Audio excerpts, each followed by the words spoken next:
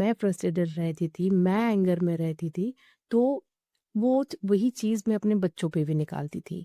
तो मुझे अच्छा नहीं लगता था कि मैं उन पे चिल्लाऊँ या फिर उनको कभी फिज़िकल पनिशमेंट दूँ।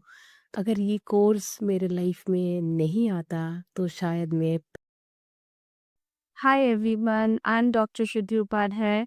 अगर अभी जो आपने सुना उसमें आपको अपनी कहानी सुनाई थी, तो प्लीज़ इस वीडियो को एंड तक ज़रूर देखिए, क्योंकि आज मैं सिर्फ प्रणीता की स्टोरी नहीं बताऊंगी, मैं आपको बताऊंगी कि एक लविंग मदर अपने ही बच्चों पर रिएक्ट क्यों करने लगती है, और सबसे इम्पॉर्टेंट, इस साइकिल से बाहर कैसे निकला जा सकता है। मैं एक emotional spiritual health coach, past से लिबरेशन थेरेपिस्ट और एनर्जी हीलर में, और पिछले कई सालों में हज़ारों लोगों के साथ में काम कर चुकी हूँ। और एक बहुत कॉमन पैटर्न मैंने नोटिस किया है। बहुत सारे लोग मेरे पास आकर कहते हैं, मैम, पहले मैं ऐसी नहीं थी, मेरे अंदर बहुत ज़्यादा पेशेंस था, अब छोटी सी बात पर गुस्सा आ जाता है, हर बात पर ओवर थिंकिंग होती है, मैं अपने बच्चों से इतना प्यार करती हूँ पर फिर भी उन्हीं पर गुस्सा निकल जाता है। और धीरे धीरे ऐसी लविंग मदर खुद को ही ब्लेम करने लगती है, मुझ में ही प्रॉब्लम है, मैं ही बुरी माँ हूँ, मैं ही खराब इंसान हूँ। लेकिन मेरे एक्सपीरियंस में ऐसी मदर्स बुरी नहीं होती हैं, वो इमोशनली और स्पिरिचुअली बहुत बुरी तरह से थक चुकी होती है। अब सवाल ये है, ऐसा होता क्यों है? इसके बहुत सारे रीजंस हो सकते हैं। कभी बचपन के इमोशन वुंड्स, कभी किसी अपने का बिट्रेयल, कभी डिवोर्स, कभी किसी लव्ड वन को खोना, कभी फाइनेंशियल स्ट्रेस, और सबसे कॉमन रीजन तो ये है, घर के अंदर किसी नार्सिसिस्ट फैमिली मेंबर का होना। रोज रोज का इमोशनल प्रेशर धीरे धीरे इंसान की इमोशनल एनर्जी को नीचे ले आता है, और जब इमोशनल एनर्जी नीचे आती है तो स्पिरिचुअल एनर्जी भी वीक होने लगती है। फिर वही इंसान जो पहले बहुत काम था, बहुत पेशेंट था, बहुत लविंग था, यह करने लगता है। ओवर थिंकिंग बढ़ जाती है, एंगर बढ़ जाता है, गिल्ट बढ़ जाता है, और सबसे ज़्यादा दर्द तब होता है जब वो रिएक्शंस उन लोगों पर निकलते हैं जिनसे हम सबसे ज़्यादा प्यार करते हैं। मेरी अंडरस्टैंडिंग में एंगर प्रॉब्लम नहीं है, ओवर थिंकिंग प्रॉब्लम नहीं है, पेरेंटिंग प्रॉब्लम की नहीं है, ये सब सिम्टम्स है।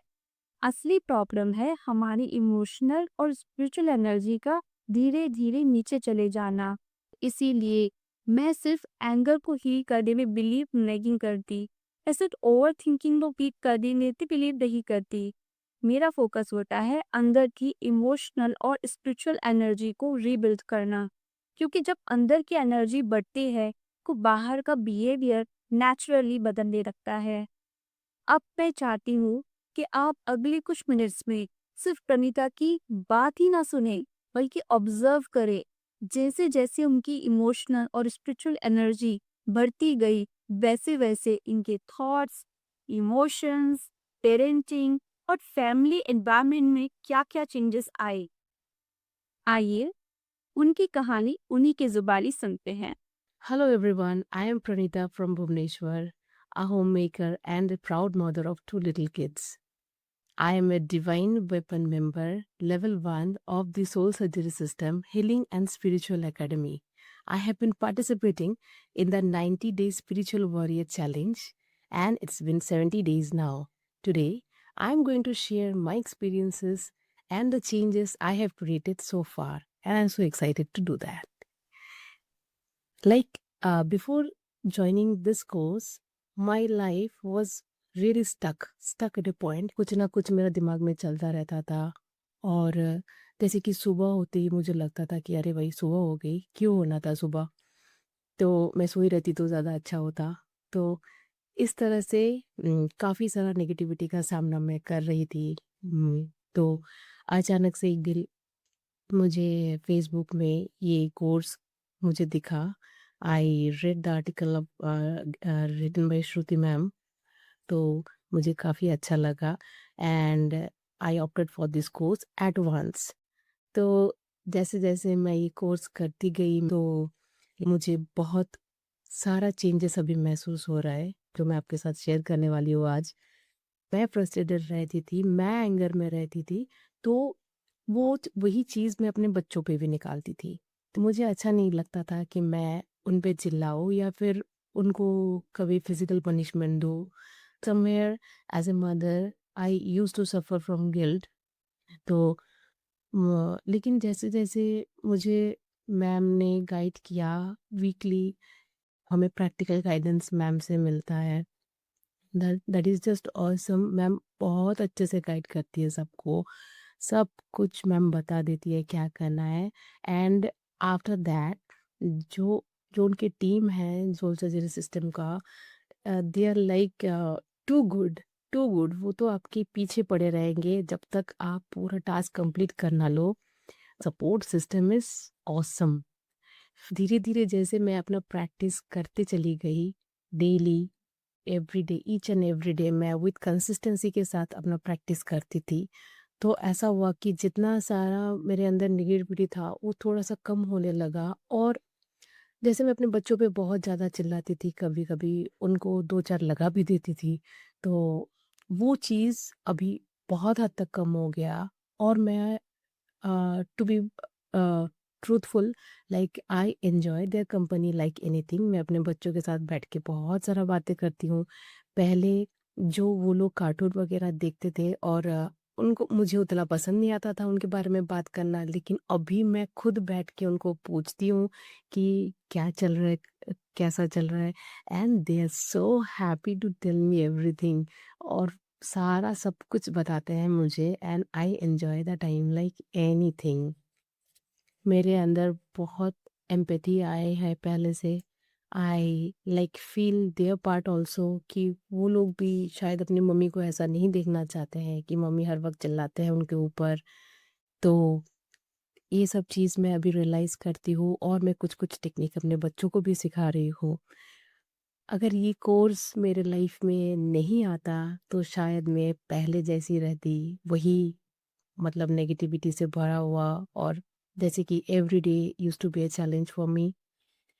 और मैं बहुत शुक्रगुज़ार हूँ डॉक्टर श्रुति उपाध्याय मैम की एंड प्रियंका मैम की। और मैं आप लोगों से भी यही कहना चाहती हूँ कि सबके लाइफ में प्रॉब्लम होता है, तो उसको छुपाने से या फिर अपने अंदर तक रखने से कुछ फ़ायदा नहीं होता है। आपको ही निकालना पड़ेगा उसका सॉल्यूशन, क्योंकि हर चीज़ के लिए रिस्पॉन्सिबल हम खुद ही होते हैं, जैसे श्रुति मैम ने सिखाया है। तो हमें उस पे वर्क करना चाहिए। आप आगे आइए, सोल सर्जरी सिस्टम को जॉइन कीजिए और देखिए आपका लाइफ कैसे बदलता है। Thank you, lots of love.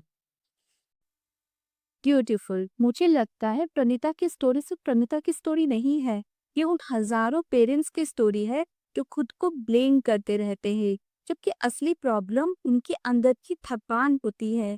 Notice करिए, प्रणीता ने सिर्फ एक टेक्निक नहीं सीखी, उन्होंने ग्रेजुअली अपनी हीलिंग और स्पिरिचुअल एनर्जी को रिबिल्ड किया। Regular practice, weekly live guidance, community support, accountability, consistency, और धीरे धीरे उनका बिहेवियर बदला। और उसके साथ उनकी पेरेंटिंग ही बदली, उनके घर का इमोशनल इन्वायरमेंट बदला। और जब माँ बदली तो बच्चों की दुनिया भी बदलने लगी। इसलिए मैं हमेशा कहती हूँ, हीलिंग कोई इवेंट नहीं है, हीलिंग एक लाइफस्टाइल है। एक मेडिटेशन, एक अफर्मेशन या एक हीलिंग सेशन सालों का इमोशनल पेन नहीं मिटा सकता। लास्टिंग ट्रांसफॉर्मेशन के लिए कंसिस्टेंसी और एक कंप्लीट हीलिंग इकोसिस्टम की जरूरत होती है। अगर आप भी over thinking, anger, emotional pain, betrayal, grief या रिलेशनशिप स्ट्रगल से स्ट्रगल कर रहे हैं, तो मैं आपको अपने फ्री लाइव वेबिनार में पर्सनली इनवाइट करना चाहती हूँ। इस वेबिनार में मैं डिटेल में एक्सप्लेन करूंगी क्यों बहुत सारी हीलिंग टेम्पररी रह जाती है और कैसे इमोशनल स्पिरिचुअल एनर्जी को रीबिल्ड करके लास्टिंग इनर पीस और इमोशन हेल्थी रिलेशनशिप क्रिएट किए जा सकते हैं। रजिस्ट्रेशन लिंक डिस्क्रिप्शन और कमेंट में दिया गया है। आपसे लाइव करने का इंतजार करूंगी। अगर आपको लगता है कि ये वीडियो किसी एक पेरेंट की भी हेल्प कर सकता है, तो प्लीज इस वीडियो को लाइक जरूर करिए और इसे उन मदर और फादर्स के साथ शेयर करिए जो अपने गुस्से के बाद गिल्ट फील करते हैं या जो किसी इमोशनली अनहेल्दी रिलेशनशिप के प्रेशर में जी रहे हैं। हो सकता है ये वीडियो उन्हें होप दे दे, जिसकी उन्हें बहुत दिनों से ज़रूरत थी। और अगर आप इमोशनल स्पिरिचुअल हेल्थ के बारे में और प्रैक्टिकल वीडियोस देखना चाहते हैं, तो चैनल को सब्सक्राइब करना मत भूलिएगा। फिर मिलेंगे अगले वीडियो में। तब तक अपने दिल का और अपने इमोशंस का ध्यान रखिए। नमस्ते।